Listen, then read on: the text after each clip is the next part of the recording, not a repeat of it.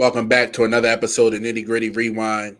I'm joined tonight with the flock. I got Keys and Nick with me as always. Let's get straight to the bank with it.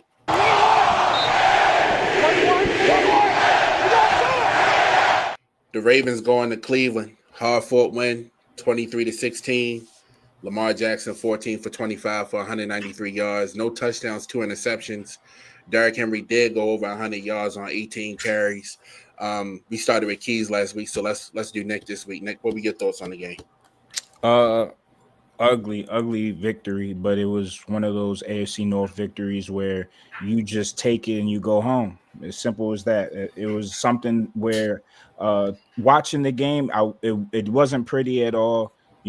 Mistake after mistake. The defense was the only pretty consistent force throughout the entire game. Special teams was a problem, which is something that's just ridiculous considering John's specialty there, right? Quote unquote. But the offense wasn't any better. We have gotten some rhythm with Derrick Henry over the last 5 games or so. And remember, I talked about on Thursday how Derrick Henry has struggled, in his career against Cleveland. Historically, he had a great game yesterday and was able to consistently just get consistent chunk gains, 7 yards, 8 yards, 9 yards there. And I think what has unlocked him in recent weeks is the increased usage of Keaton Mitchell. They made it a point to give him the ball early and often, get him the ball on early downs. I seen him start the drive, or first down, get a run play, and then Derek come in and clean up on second down. And it was a different look for defenses. And, I think it kind of helped both runners out.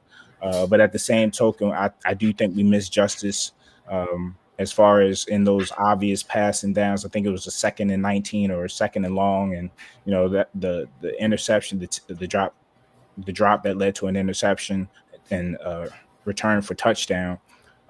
Those are mistakes from a young player, but in a big game, you kind of don't want to see it. I think it was a catchable ball.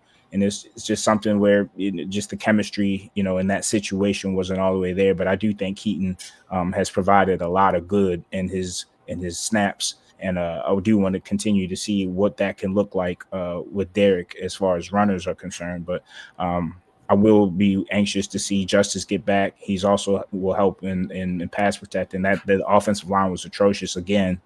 Don't know what to say about that. It's not going to get better. John is quoted as saying today that he thinks the offensive line did pretty darn good, and I quote.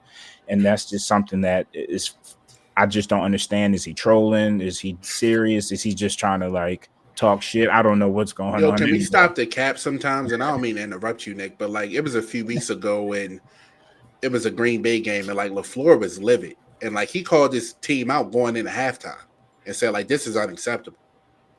My bad. I don't mean to cut you off, but I'm tired of Harbaugh not taking accountability. I think he's trolling at this point. I don't know what's going on with John, but at a certain point, we got to start mixing and matching and seeing if there's some better combinations. And if we don't feel like there's any better combinations, that's even more of a problem, right? Because there's no competition. And if there's no competition, how's anybody going to get better? But, regardless of that, I don't think Lamar played well either. I think Lamar has been he hasn't been his spectacular self since return of injury, but he's doing enough to win a game. Those 2 interceptions, one of them hurt bad, and the other, could have been a momentum killer. But again, our defense was so consistent. They were able to stop the bleeding several times early in the game. Cleveland had a few drives on which they got into field goal range, was able to put some points on the board, but the defense was always in control the entire game. And I think, in the second half, they locked in, Shedeur seeing his first snaps of his career. So obviously we were eager to see that. And yeah, man, I think it was something where we just had to find a way to get a victory. And I don't think any of us thought it was going to be a blowout, especially on the road this time of the year. It's mid-November, man. We're in the thick of things, and nobody's just going to lay down in the AFC North. So We got to win 5-5. We on to 6-5 next week, hopefully against Tyrod Taylor and the Jets. And we just got to get out of there and keep stacking. We have to figure out a way to stabilize this offensive line somehow, because that's going to be a problem. If we don't, Lamar might not make it. Yeah, I agree. I agree with everything you said. Just a tough divisional win, a 60-minute win. It took everything. It took defensively. The defense played well. It took offensively, eventually making plays down the stretch. Luke, I didn't bring up Mark. Right, Luke 3 for 3. Fourth on his kicks. Perfect on his kicks last night. So it was a team win. What you take from this? You go on the road in the division. Like we talked about it pregame. They've lost 3 and 4 in Cleveland. So the fact that you're going there and get a win, you're able to sweep Cleveland, and you get back to 500 is huge. You said it best. Like this team is definitely room for improvement. Like I said, I don't know if it's the opponent. I don't know, but it's no sense of urgency. There's no get the play in with 20 seconds in. Let's go and read the defense. Let's see what's going on here. Maybe Myles Garrett said a pregame, like there's no adjustments. We know each other. There's no tricks here. We know what's going to happen. Until that Mark play, they didn't know what was happening. But he's saying like right. He's saying like so. It's division. You want to see Lamar and them the offense play better, but it's not so much you're gonna pay to do when you have the offense line you have, and that's what people need to realize. No matter how spectacular Lamar can be, and he's going to continue to be, and no matter how dynamic Dark and Keaton and Justice can be at the backfield, you can't do nothing with the offensive line. It's bad. It's probably the worst offensive line in football. If we being real about it, like you said, we got the coach coming out saying today. They playing better. Where? Show me where they playing better. They are legitimately playing worse every game. Like it's getting worse. To the fact that Myles Garrett, which you just one arm, and now it's spreading. Like before, it was just Voorhees and Flay. Now you got Rosengarten just getting mushed to the ground by Myles Garrett. Like it's getting worse. So it's like, and granted, it's Myles Garrett. That's the only bail I'm going to give them. That is Myles Garrett. But we've seen this from them play like this against lesser players. So when you're playing against Myles Garrett, teach you about 4 times a year. You can give them a little bit of bail, but not a lot. The Jets, Will McDonald and them, they coming in next week. They got some pass rushes too. Like you're going to have to do what you got to do to keep Lamar upright.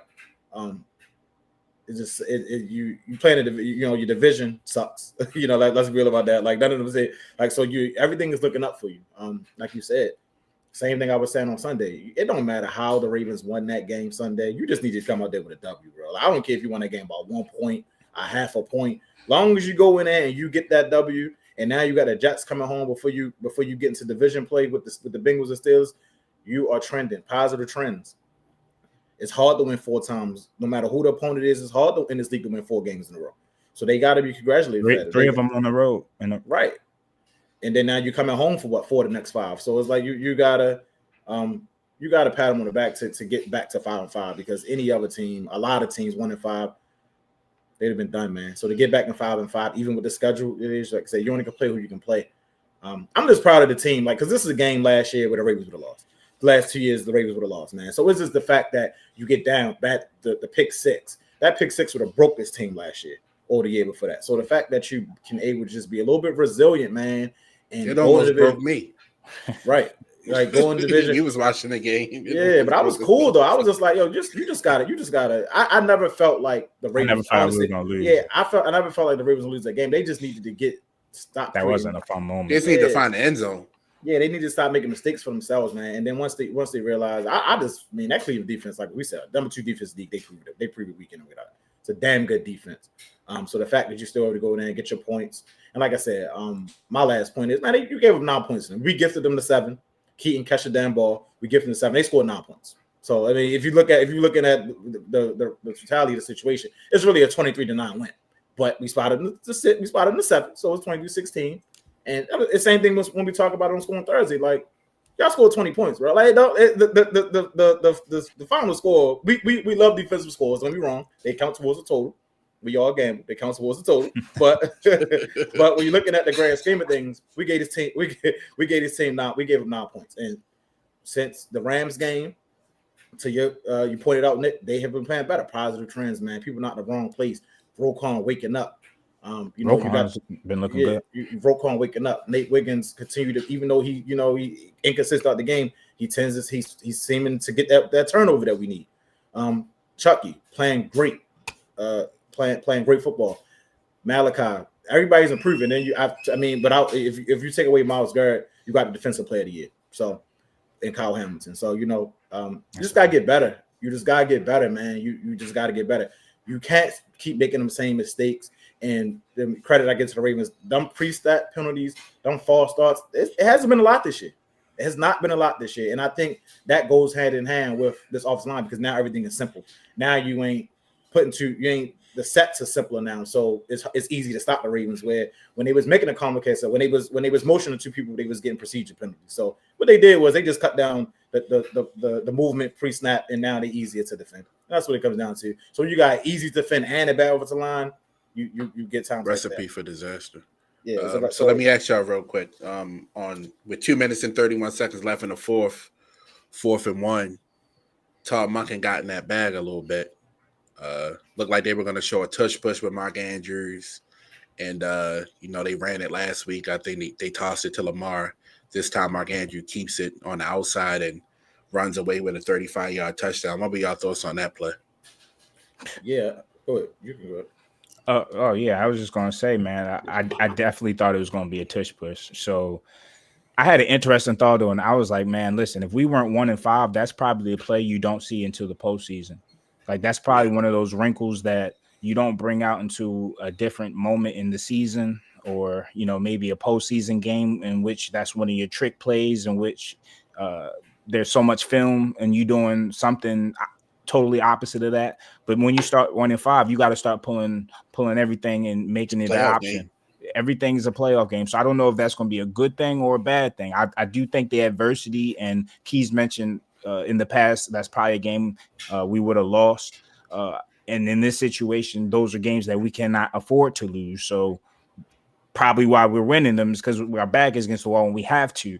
And that could be a good thing as far as the adversity and learning to tough games out even when you're not at your best.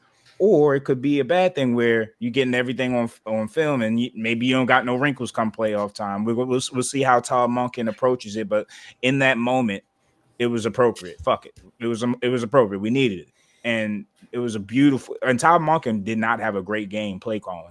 And he hasn't had a great season, so to speak. I would say it's been inconsistent from his standpoint, but also he might have his hands behind his back with the O-line. So that's a consideration too. But that play call right there faked out the entire stadium, definitely faked out the defense. And then I haven't seen Mark run like that in forever. Like he got to some top gear I've never seen before. Like I don't know what happened, but he did it, and that was his day. Shout out to him for breaking the franchise record, and he needs 4 catches to break the reception record. So he's about to replace Derrick Mason in two of our biggest records. So it's going to be I don't know, maybe that juiced him up per se, but he shout out to Mark.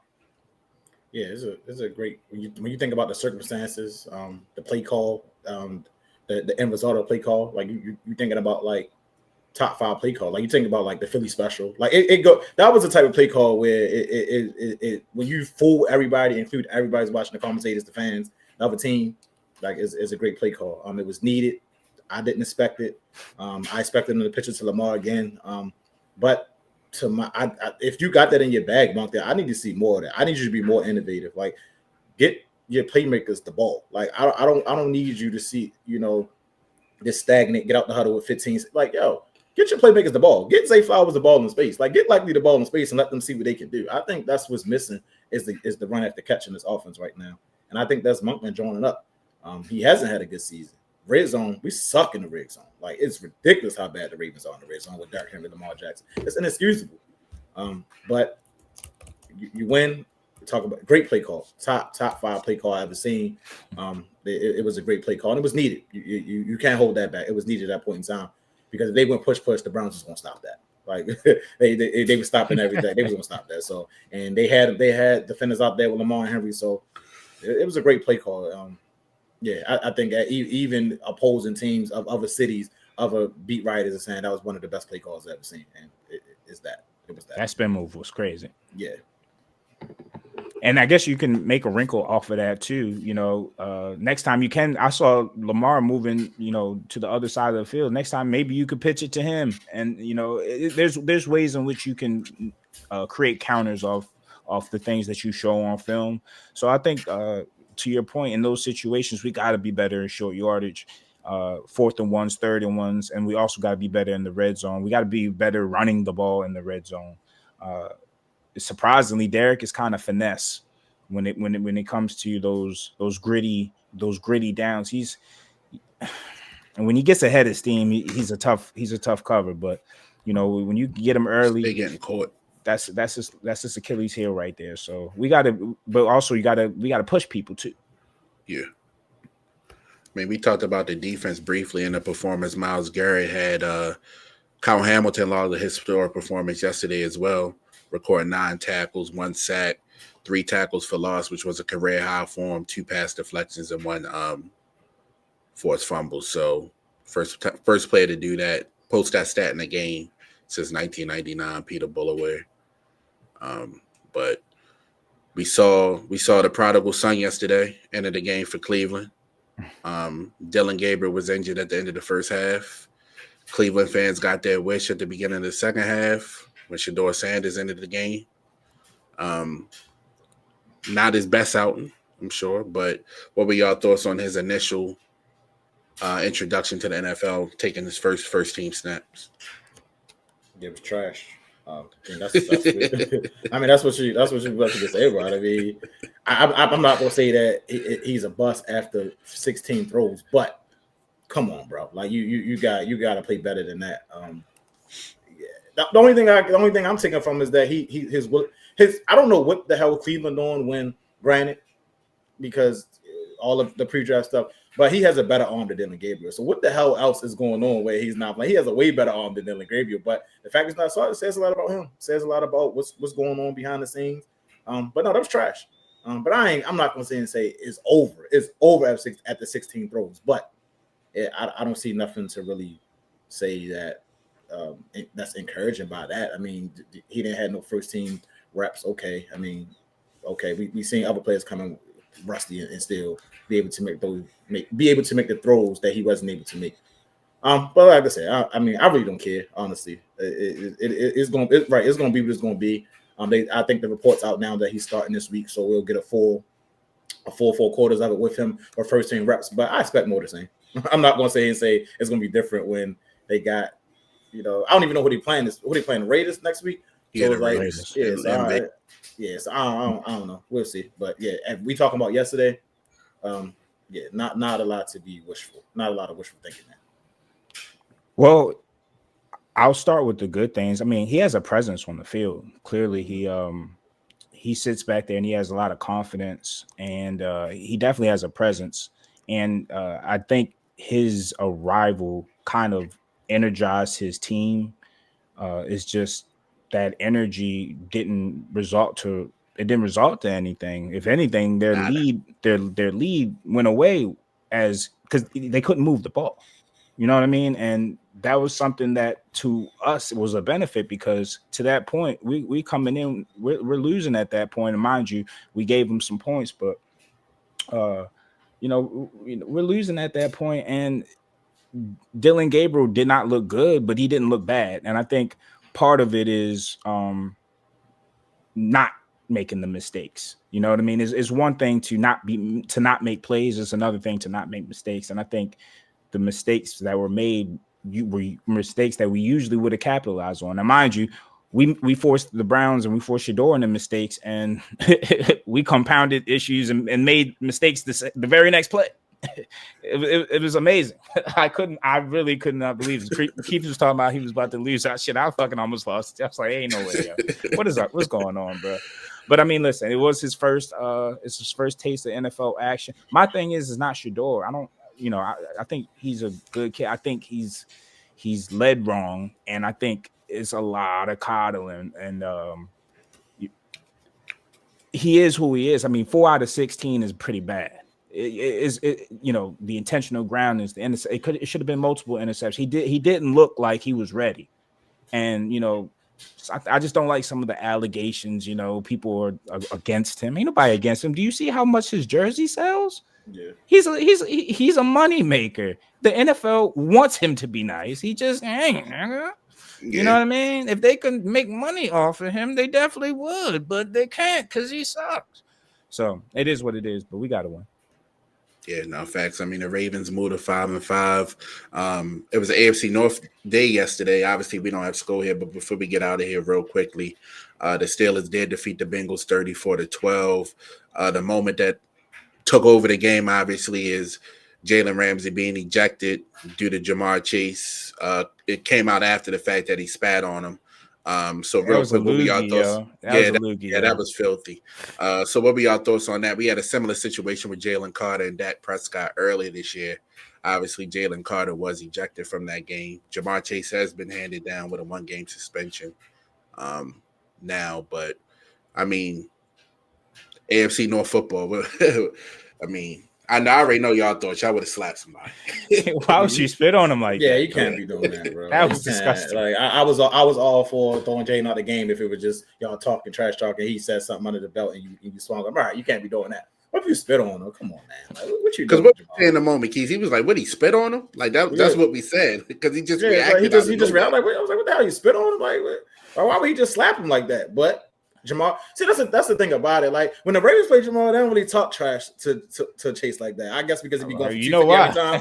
They don't really talk trash like that. But I think that's I think it's more of a Steelers thing, bro. Like after the first play when he got in a JPJ just got him to start talking to him. I'm like, I see the type of game this one. Yeah. Like they going and then Jalen Ramsey high head, Jamar high head, but it's unnecessary. Y'all both millionaires, and now you gotta look at Jamar on the real level. He's losing $500,000 for the suspension. Like, come on, bro. Like, you can't just throw away $500,000 because you want to spit on somebody. That's immature, and you're too good of a player for that. And their playoff hopes are slim to begin with. So for him to miss a game is not ideal. It is what it is. But that wasn't a good look. That just wasn't better than the Browns, man. Like when they did the slow motion of the spit, like. It wasn't like it wasn't even like a little bit of spit. Like he didn't even offer him the amount of respect to spit on him and not have it be like that was a gargantuan level. Yeah, that was it was a what is going on, bro? He Hulk spit on him. Like, nah, dog, you can't do that. Yeah, they done. That's what I'm saying. Like, do you think they bring Burrow back if they 3-8, 3-9? Like, what's the point, right? I guess I get him some reps, but and then they talk about have a metal thing in his foot, a metal plate in his shoe. Like, at this point, you 3-7. You got who they got this week? They Patriots. They got the Patriots, then us, then the Bills. Like, I guess at 3-8, you have to consider tanking, but it depends on his level of health. If he's 75-80%, no. If he's 90-93%. If you think he can give it a go and maybe you lose a game or two, then you can shut him down.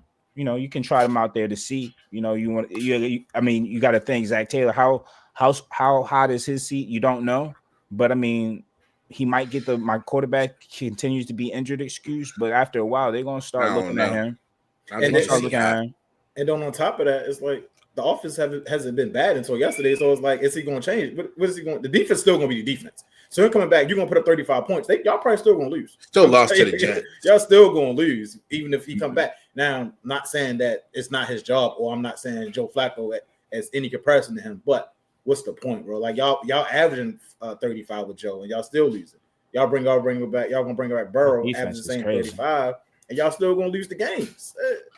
They need to fire Zach Taylor and that whole staff because he hired Al Gore. That was a bad hire. They need to trade T. Higgins, and it's not anything against T. Higgins. It's just allocation of resources. Get some picks and build an offensive line so Joe Burrow don't got to get a turf toe. You know what I mean? Or get a linebacker. Like they have no linebackers.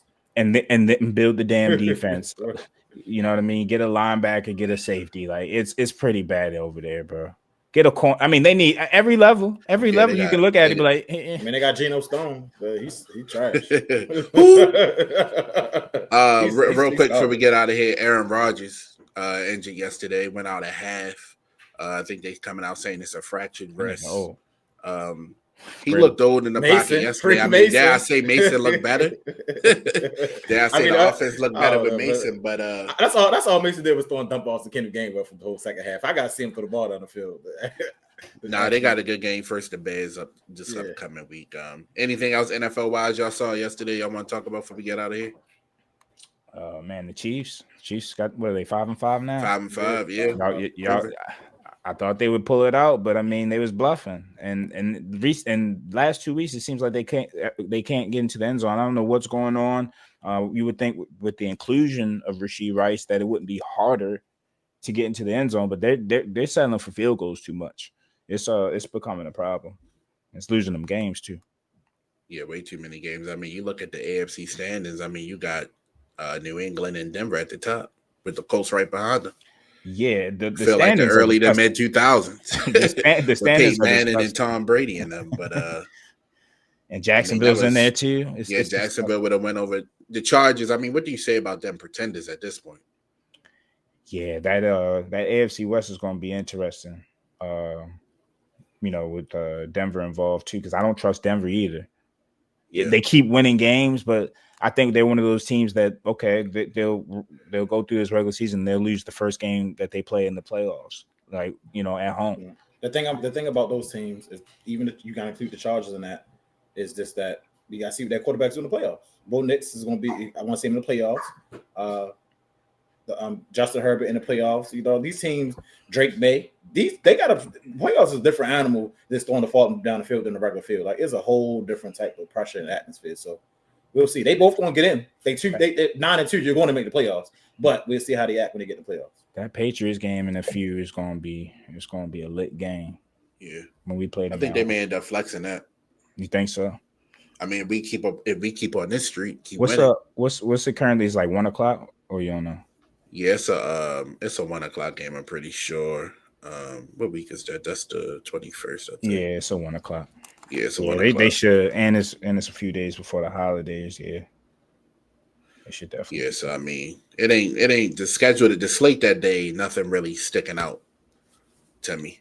And you still look at our schedule, man. It still looks nice for the next month, right? Yeah. So you got the Jets, Cincinnati, Pittsburgh, Cincinnati. And then those last 3 games are the last 3 games. But at that point, it's in your control. But we got to win those division games. It's going to be tough. It's not going to be easy. Yeah. Got to win those division games. And it starts Sunday with a out-of-division game against the Jets. But we'll talk more about that this weekend when we welcome Sko back and preview the Jets-Ravens game and the Steelers-Bears. So we'll catch y'all at the end of this week. Everybody stay safe and be blessed. We out.